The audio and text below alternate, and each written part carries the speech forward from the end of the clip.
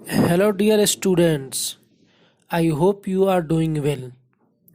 आज हम जामिया मिल्लिया इस्लामिया के बीए ऑनर्स अरबिक के दूसरे साल के सिलेबस को हल करेंगे, जिसमें एक पेपर प्रोज एंड पोइट्री है और ये प्रोज एंड पोइट्री कई यूनिट्स पर मुश्तमिल है, जिसके चौथे यूनिट के अंडर बहुत सारे अशार और उनके शुआरा के नाम हैं, जिसमें से सबसे पहला शायर अमर इब्न कुलसूम है। और आज हम अमर इब्न कुलसूम के 9 अशार जो हैं उन्हीं पर गुफ्तगू करेंगे और उन्हीं को पढ़ेंगे, जिसमें हम अशार के तर्जमा, उसकी तशरीह और अशार में जो आए हुए हैं मुश्किल कलिमात उन्हें हम हल करेंगे। तो अशार को हल करने से पहले सबसे पहले हम शायर और उसके अशार के मुताल्लिक़ यानी मुअल्लक़ा अमर इब्न कुलसूम के मुअल्लक़ी के मुताल्लिक़ कुछ हम मुख्तसर में जान लेते हैं।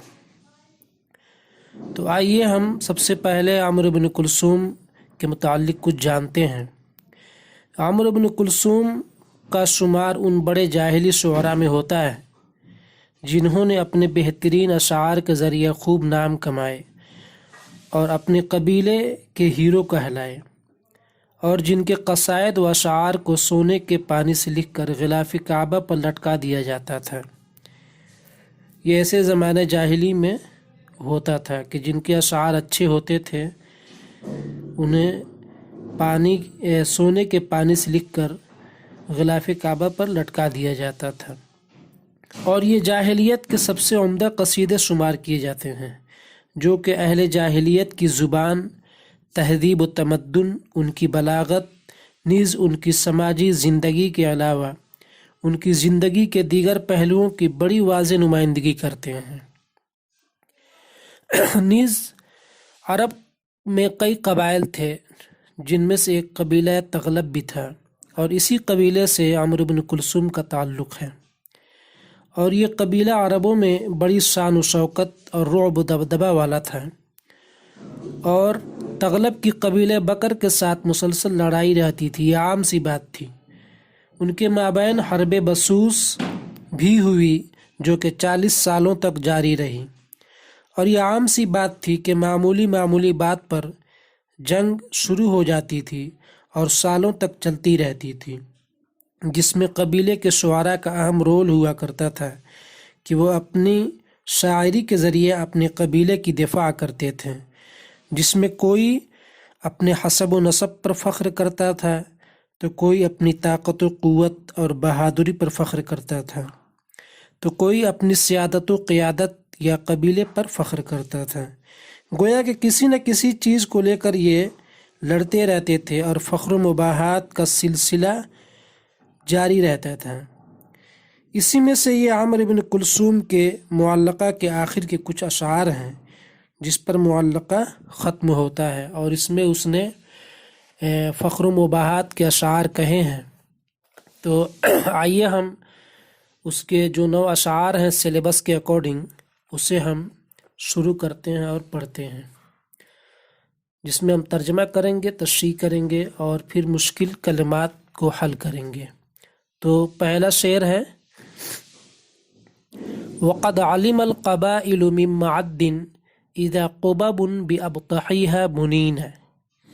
तर्जमा, माद इब्न अदनान के सारे कबाइल ने ये जान लिया है जब कुब्बे या खेमे कुशादा जगहों पर नस्ब किए गए। इस शेर की तशरीह ये है कि इस शेर में शायर अपनी बहादुरी और आज़मत को बता रहा है कि उसे माद इब्न अदनान के सारे कबीले जानते हैं। ये कोई ढकी छुपी चीज़ नहीं है, यानी ऐ क़द अलिमू मुन्ज़ु सुकूनिहिम व इक़ामतिकुम फ़ी दियारिहिम। इसके कलिमात, जो मुश्किल कलिमात है, उनका हल सुनिए कि यह अलक़बाइल कबीले की जमा है। इसका माना कुंबा, कबीला और ख़ानदान के हैं, اب یہاں ماد سے کیا مراد ہے؟ چونکہ عربوں کے کئی قبائل تھے، اس میں سے ایک قبیلہ ماد بھی ہے، اور قبیلہ ماد سے قبیلہ ماد ابن عدنان مراد ہے جو کہ عرب کا ایک قبیلہ ہے۔ اسی طرح قبتن کی جمع قبب و قباب، جس کے معنی گنبد، خیمہ یا شامیانہ کے ہیں۔ ابطحن جس کا معنی کشادہ جگہ یعنی المکان الوسیع، اور اس کی جمع اباطح ہے۔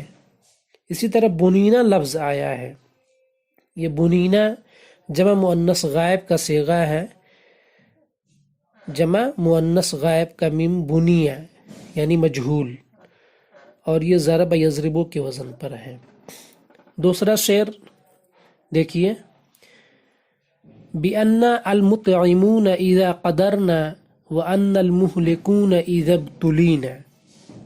ترجمہ، اور وہ یہ بھی جانتے ہیں کہ ہم ہی قدرت کے وقت، ضرورت کے وقت ضرورت مندوں اور محتاجوں کو کھانا کھلانے والے ہیں، یعنی وقت پڑنے پر عفو درگزر بھی ہم ہی کرتے ہیں۔ یعنی ایک طرف ہم اگر محتاجوں کی مدد کرنا جانتے ہیں تو دوسری طرف ہم اپنے دشمنوں سے انتقام لینا بھی جانتے ہیں، اور اس پر قادر ہیں، کسی میدان میں ہم پیچھے نہیں ہیں۔ تو ترجمہ یہ ہے کہ وہ یہ بھی جانتے ہیں کہ ہم ہی قدرت کے وقت، ضرورت کے وقت محتاجوں کو، ضرورت مندوں کو کھانا کھلانے والے ہیں، اور جب ہم لینا بھی جانتے ہیں، اور جب ہم دشمنوں کے ساتھ مصیبت و آزمائش میں پڑتے ہیں، وَأَنَّ الْمُهْلِكُونَ إِذَا ابْتُلِينَا، اور جب ہم دشمنوں کے ساتھ مصیبت و آزمائش میں پڑتے ہیں تو ہم انہیں ہلاک بھی کرنے والے ہیں، یعنی ہم ان سے انتقام بھی لینا جانتے ہیں۔ اس کے کلمات کی حل، قدرنا علی وزن قدر یقدر، قادر ہونا، طاقت رکھنا، ای عند المقدرہ، صلاحیت و طاقت۔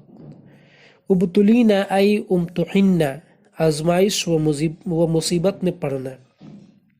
تیسرا شعر دیکھیے، وَأَنَّ الْمَانِعُونَ لِمَا أَرَدْنَا وَأَنَّ النَّازِلُونَ بِحَيْثُ شِئْنَا، اور ہم ہی ہیں کہ لوگوں کو جس چیز سے چاہیں روک دیں، یعنی ہماری عظمت و قدرت اور رعب و دبدبہ کا یہ عالم ہے کہ ہم ہی ہیں کہ لوگوں کو جس چیز سے چاہیں روک دیں۔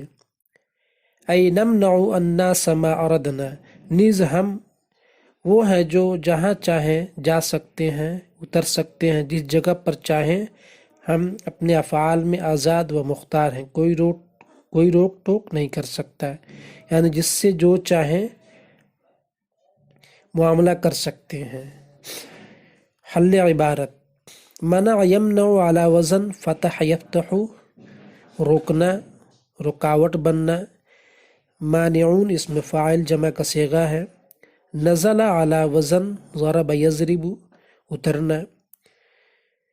فیہا کنایۃ عن القدرہ والقوہ، یعنی اس میں بھی ان کی قدرت و قوت اور طاقت و عظمت کی طرف اشارہ ہے اور کنایہ ہے۔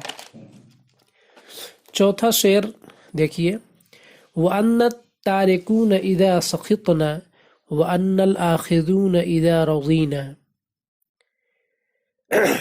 ہم جس چیز سے یعنی جس سے ناراض ہوتے ہیں اسے چھوڑ دیتے ہیں، اور جب خوش ہوتے ہیں تو اس سے قبول کر لیتے ہیں۔ یعنی یہ ہماری خوشی اور ناراضگی پر ڈیپینڈ کرتا ہے کہ ہم کس کو نوازنا ہے ہمیں، اور کس سے نہیں لینا یا لینا ہے، کچھ قبول کرنا ہے۔ یعنی وہ اپنے اور لوگوں کے معاملات میں اپنی پسند و ناپسند اور اپنی طرح سے تصرف اور ڈیل کرتے ہیں جیسے وہ چاہتے ہیں۔ حل عبارت دیکھیے، سخط ای غضب یغضب، سخط یسخط یا سخط یسخط، علی سمع یسمع، جس کا معنی ناراض ہونے کے ہیں، اور رضی یرضی، یہ سمع یسمع سے ہے، راضی ہونا، قبول کرنا۔ آگے کا شعر دیکھیے، وَأَنَّ الْعَاصِمُونَ إِذَا أُطِعْنَا وَأَنَّ الْغَارِمُونَ إِذَا عُصِينَا، ہم دشمنوں سے حفاظت کرنے والے ہیں جب ہماری بات سنی اور مانی جاتی ہے، اور ہم ہی دشمنی بھی اور سخت گرفت بھی کرتے ہیں جب ہماری نافرمانی کی جاتی ہے، یعنی جب ہماری اطاعت کی جاتی ہے تو پھر ہم ان کے ڈھال بن جاتے ہیں، قبیلے کے لوگوں کے ڈھال بن جاتے ہیں، دشمنوں سے حفاظت کرنے والے بن جاتے ہیں۔ لیکن جب ہماری نافرمانی کی جاتی ہے، ہماری بات سنی نہیں جاتی ہے، تو پھر ہم سخت گرفت بھی کرنا جانتے ہیں، یعنی جو ہماری اطاعت کرتا ہے ہم اس کی حفاظت کرتے ہیں، یعنی ہماری قدرت و طاقت اور خود مختاری کا یہ عالم ہے۔ عصم یعصم یہ ضرب یضرب سے ہے، جس کے معنی ہے روکنا، بچانا، حفاظت کرنا۔ آگے کا شعر دیکھیے، وَنَشْرَبُ إِنْ وَرَدْنَا الْمَاءَ صَفْوًا وَيَشْرَبُ غَيْرُنَا كَدِرًا وَقِينًا۔ اس میں بھی، اس شعر میں بھی اپنی عظمت و رفعت اور قدرت کو بتلایا ہے شاعر نے، کہ ہم ایسے لوگ ہیں، ہم ایسی شخصیت ہیں کہ ہم اگر گھاٹ پر اترتے ہیں تو صاف ستھرا پانی پیتے ہیں، اور وہیں ہمارے علاوہ جو دوسرے لوگ ہیں وہ گدلا پانی اور کیچڑ جسے گارا کہتے ہیں وہ پیتے ہیں، یعنی ہمارے لیے صاف ستھرا پانی ہے اور باقی بچا ہوا دوسرے لوگوں کے لیے ہے۔ شریب یشربو یہ سمع یسمعو کے وزن پر ہے، جس کے معنی پینا ہے۔ اسی طرح ورد یرد ورودن کے معنی اترنا، آنا۔ اسی طرح صفا یصفو باب نصر سے صفاءً، اس کے صاف اور خالص۔ اس طرح قدیر یقدر سمع یسمعو سی ہے، اور اسی طرح اس کے معنی گدلا ہونا کے ہیں، اور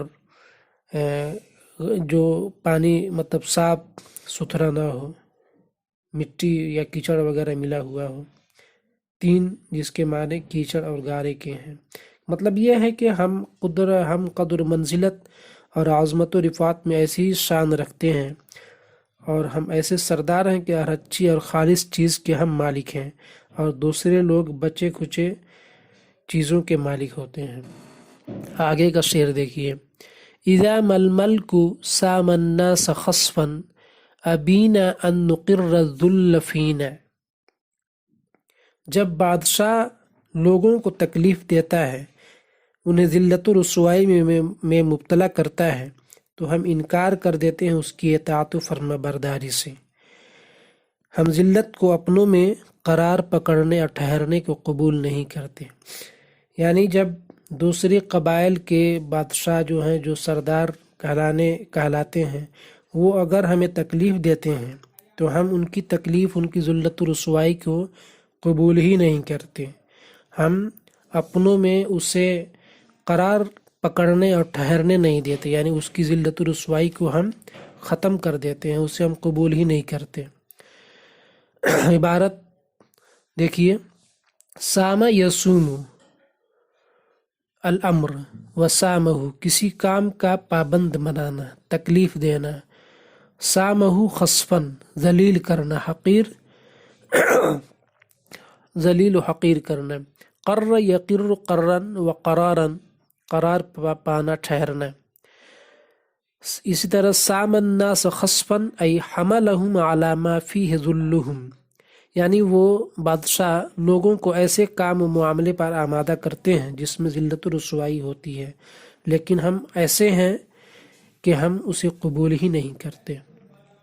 آگے کا شعر دیکھیے، ملأنا البر حتی ضاق عنا وماء البحر نملأه سفینہ۔ ترجمہ، ہم نے خشکی کو پر کر دیا یہاں تک کہ وہ ہمارے لیے تنگ پڑ گئی، اور ہم دریا کو کشتیوں سے بھر دیتے ہیں۔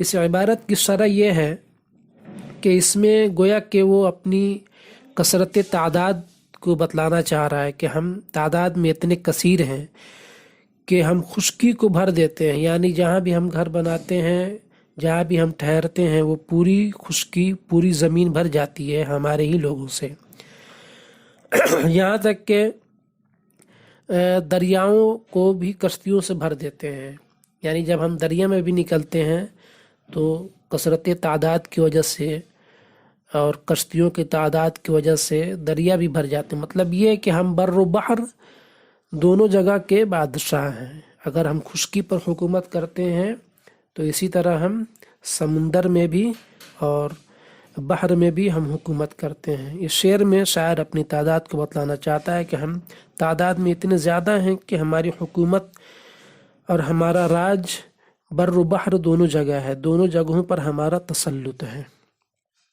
آخری شعر ملاحظہ فرمائیں، اذا بلغ الفطام لنا صبی تخر له الجبابر ساجدین، جب ہمارا کوئی بچہ دودھ چھوڑانے کی مدت کو پہنچتا ہے جو کہ 2-2.5 سال کا ہے، تو بڑے بڑے مغرور و متکبر بادشاہ و حکام اس کے سامنے سجدہ کرتے ہوئے گر جاتے ہیں، یعنی سیلوٹ کرتے ہیں۔ اس کی شرح یہ ہے کہ ہمارے بڑے تو بڑے ہیں ہی، لیکن جو چھوٹے بچے ہیں جو دودھ چھوڑانے کی عمر کو ہیں ابھی، تو ہمارا رعب و دبدبہ اتنا ہے کہ ہمارے بچوں کی بھی حکم کی تعمیل کی جاتی ہے۔ ان کے سامنے بڑے بڑے جو سردار ہیں، حکام ہیں، مغرور متکبر لوگ ہیں، ان بچوں کے سامنے بھی ان کے حکم کی تعمیل کو ضروری سمجھتے ہیں، ان کے سامنے سجدہ ریز ہوتے ہیں اور ان کے سامنے عاجزی اختیار کرتے ہیں۔ عبارت سنیے، الفطام فطم یفطم فطمن، بچہ کا دودھ چھڑانا۔ فطام دودھ چھڑانے کا زمانہ جو ہوتا ہے اسی کو کہتے ہیں دودھ چھڑائی۔ جبارن اس کی جمع جبابر ہے، سرکش، زبردست، عظیم۔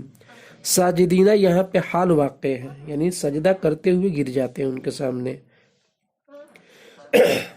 یعنی یہ ہے کہ ہمارے رعب و دبدبہ کا یہ عالم ہے کہ دوسرے قبائل کے بڑے بڑے سورما اور مغرور متکبر حکام بھی ہمارے چھوٹے بچوں کے حکم کی تعمیل کرنا اپنے لیے ضروری سمجھتے ہیں۔ گویا کہ ہمارے بڑے اور چھوٹے دونوں سے وہ خوف کھاتے ہیں اور عزت و احترام کرتے ہیں اور ان کی اطاعت کرتے ہیں۔ یعنی عربی میں ایوہاب کبیرنا و صغیرنا، یعنی ہمارے بڑے کی ہیبت اور رعب و دبدبہ بھی قائم ہے اور اسی طرح چھوٹوں کا بھی رعب و دبدبہ قائم ہے ہمارے جو دوسرے قبائل ہیں۔ اب یہاں پہ آخری شعر ختم ہوا اور انشاءاللہ پھر ہم جاری رکھیں گے۔ مع السلامہ۔